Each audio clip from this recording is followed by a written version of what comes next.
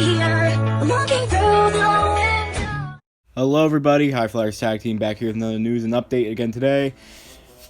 Some pretty crazy news. I was not expecting this. Well, I kind of was. I heard some stuff about it and I was wondering if or more of when this was going to happen.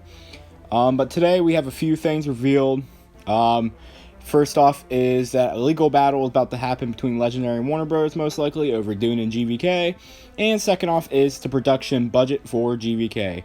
We will get on to why each of these are, we'll get on to it.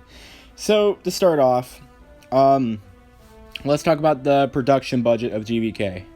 Thanks to an article from Variety, which we will be talking about a bit. I'm not reading the article like I've done some videos, but due to both Deadline and Variety and all of them, they're posting articles about it.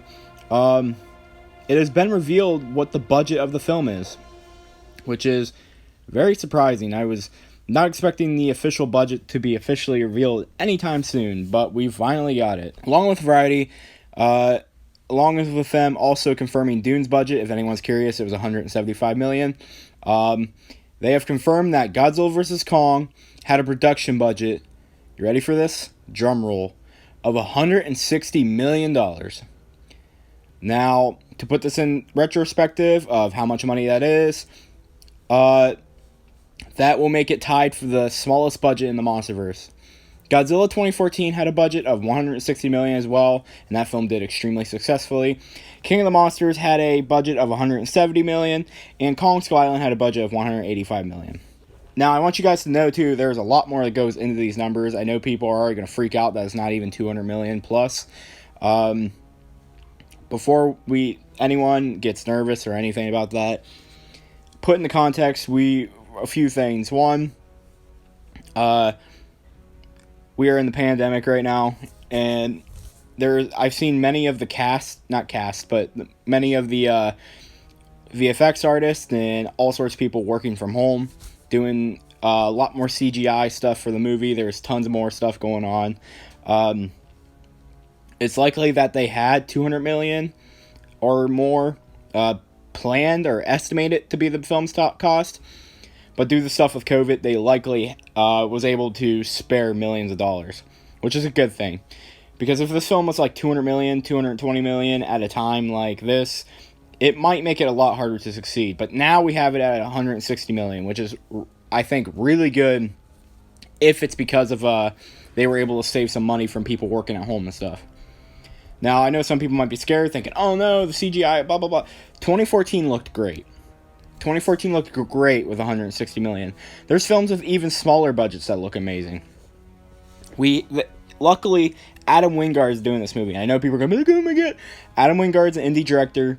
He knows how to work with small budgets. He was perfect to work with a budget of $160 million, if that was planned from the start. Although I think it was because of budget cuts and stuff, or because they could save money. Because movies, they can save money. They don't have to go all the way up to their budget. I think probably because Adam Wingard knows how to work with small budgets. The smaller the budget, he knows how to work. It's just like with, what's his name? The guy who made Aquaman. People who know how to work with smaller budgets do a lot better with these movies. These big action movies with, they know how to save money. They know exactly what they're doing. And as we could tell from the footage revealed the other day, CGI is going to be amazing in this movie, it looks like. It already looks comparable to 2014 and Kong Skull Island. Now, to see the whole thing, we don't know. King of the Monsters also looked to have some really amazing CGI, which it did, but it also had very inconsistent and not so good CGI at some points too. Very artistic, you could say. So we'll see, but I have faith because of what I was doing in this movie. So there you go, guys. What are you guys thinking? What are your thoughts on the fact that the budget isn't confirmed to be $160 million? Are you happy about that? Are you sad? The good news about this is that the film doesn't have to make nearly as much likely to make a profit. The only issue now is that we got to figure out what the print and advertising marketing will be, which they haven't even started yet, really. Too much of. I mean, they've probably done some stuff for it. I know the advertised budget for 2014 has been posted online to be like $60 million or $65 million.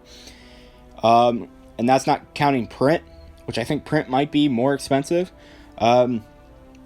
So roughly, we're getting into probably like where this film's gonna have to make like not three.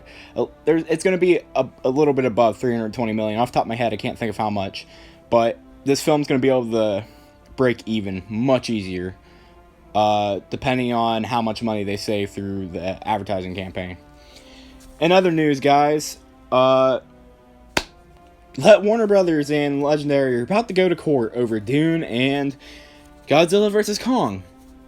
Why, might you ask? Well, it's been confirmed even for weeks now that Legendary had no idea, really, that Warner Brothers was doing this. And it's been publicly confirmed now that Warner Brothers gave them a call and told them, hey, we're going to put Dune and Godzilla vs. Kong on HBO Max 30 minutes before they announced it publicly.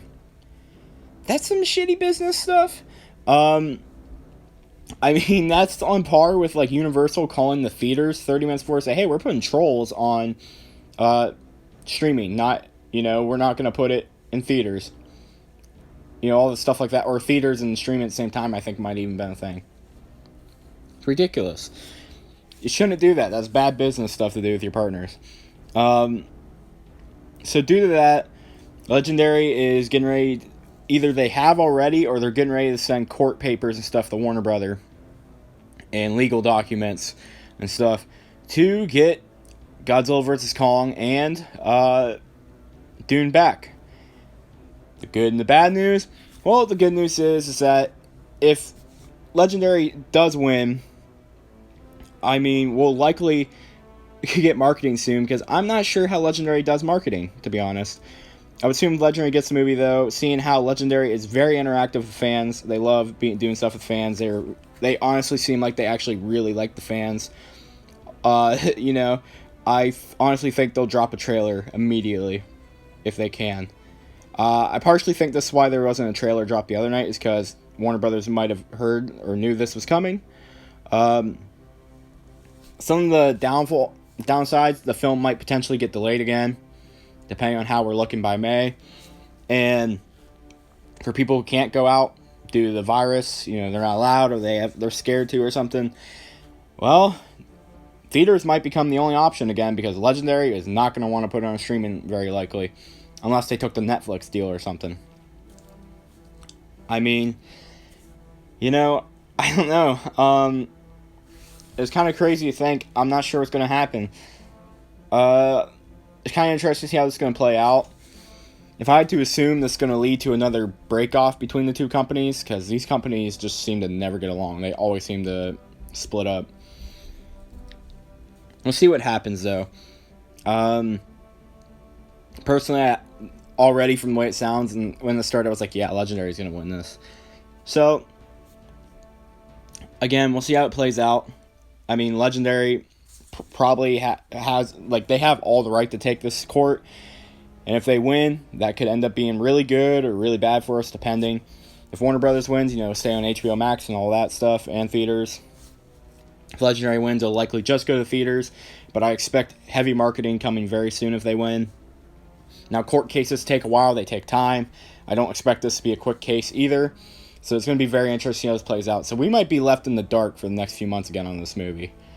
Fingers crossed we aren't. I really hope everything works out fine. I really hope we can see this movie soon. What do you guys think about all this? Let me know your thoughts down in the comments below. If you enjoyed this video, as always, please share and subscribe. Hope you all have a good day. And as always, peace out and bye-bye.